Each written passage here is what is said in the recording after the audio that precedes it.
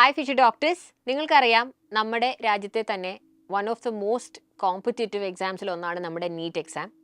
കഴിഞ്ഞ വർഷം 24 ലക്ഷം കുട്ടികളായിരുന്നു രജിസ്റ്റർ ചെയ്തിരുന്നത്. ഈ വർഷം അതിലും കൂടുതൽ നമ്പേഴ്സ് രജിസ്ട്രേഷൻ ഉണ്ടായേക്കാം. അതേപോലെ നീറ്റ് 2024 കണ്ടക്ഷനിലും റിസൾട്ട്സിലും ഒക്കെ നടന്ന ഒരുപാട് ഇഷ്യൂസ് നമുക്കറിയാം. കേസുകൾ സുപ്രീം കോടതി വരെ എത്തിയതും അതിനെക്കുറിച്ചുള്ള ഒരുപാട് ഫോളോ അപ്സും വീഡിയോസൊക്കെ നമ്മൾ ചെയ്തിരുന്നു.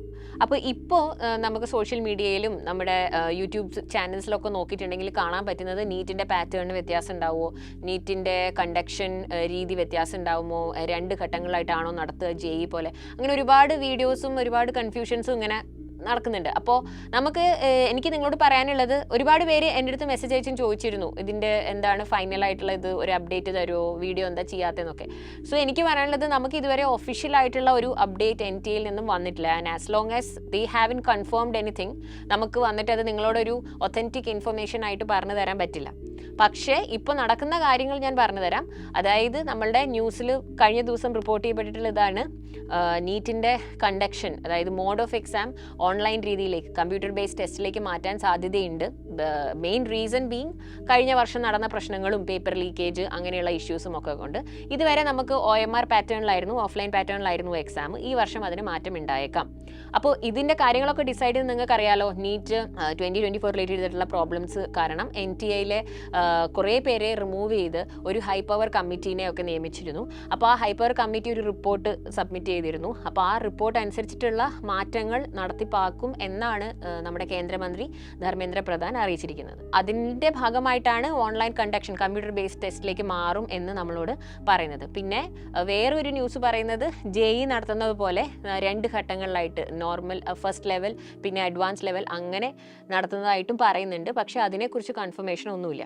അപ്പം എനിക്ക് നിങ്ങളോട് പറയാനുള്ളത് എന്താണ്, യൂഷ്വലി നമുക്ക് ഡിസംബർ മന്തിൽ ഒക്കെയാണ് ഇതിനെക്കുറിച്ചുള്ള അപ്ഡേറ്റ് കിട്ടുക. NTA ഒരു ഒഫീഷ്യൽ നോട്ടിഫിക്കേഷൻ എന്താണെങ്കിലും നമുക്ക് തരും.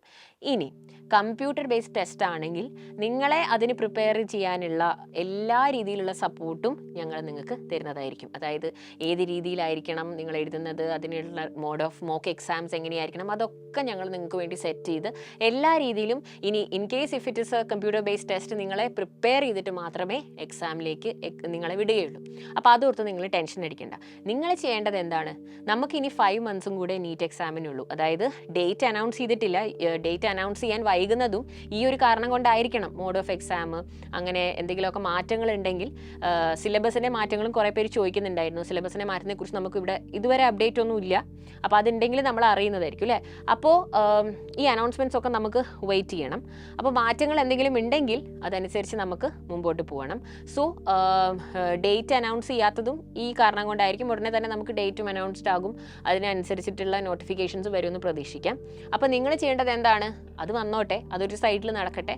നിങ്ങൾ പഠിക്കുന്നത് എന്താണെങ്കിലും വൃത്തിയായിട്ട് പഠിച്ചു പോകാം. നിങ്ങളിപ്പോൾ ഏത് ബാച്ചിലാണോ ഉള്ളത് ആ ബാച്ചിൽ നിങ്ങൾ ഫോളോ ചെയ്യുന്ന ഷെഡ്യൂൾ, ലൈവ് ക്ലാസ്സസ് നന്നായിട്ട് അറ്റൻഡ് ചെയ്യുക. ക്ലാസ്സിൽ നന്നായിട്ട് ഇൻറ്ററാക്ട് ചെയ്ത് തന്നെ പഠിക്കുക. ബിക്കോസ് നിങ്ങളുടെ പലരുടെയും അറ്റൻഷൻ സ്പാൻ ഇപ്പം ഭയങ്കരമായിട്ട് കുറയുന്നുണ്ട്. അതായത് ഈ ടെൻഷനും ആങ്സൈറ്റിയാണ് കൂടുതൽ പേർക്കും എന്താകും. കാരണം നിങ്ങളിപ്പം ഈ ന്യൂസും അല്ലെങ്കിൽ സോഷ്യൽ മീഡിയ ഒക്കെ തുറന്നിട്ടുണ്ടെങ്കിൽ തന്നെ ഇതിനെക്കുറിച്ചൊക്കെയുള്ള കുറേ ന്യൂസുകളും വീഡിയോസും കണ്ട് ഓരോരുത്തരും അവരവരുടെ അഭ്യൂഹങ്ങൾ വന്ന് പറയുന്നു, അവരുടെ ഒപ്പീനിയൻസ് വന്ന് പറയുന്നു.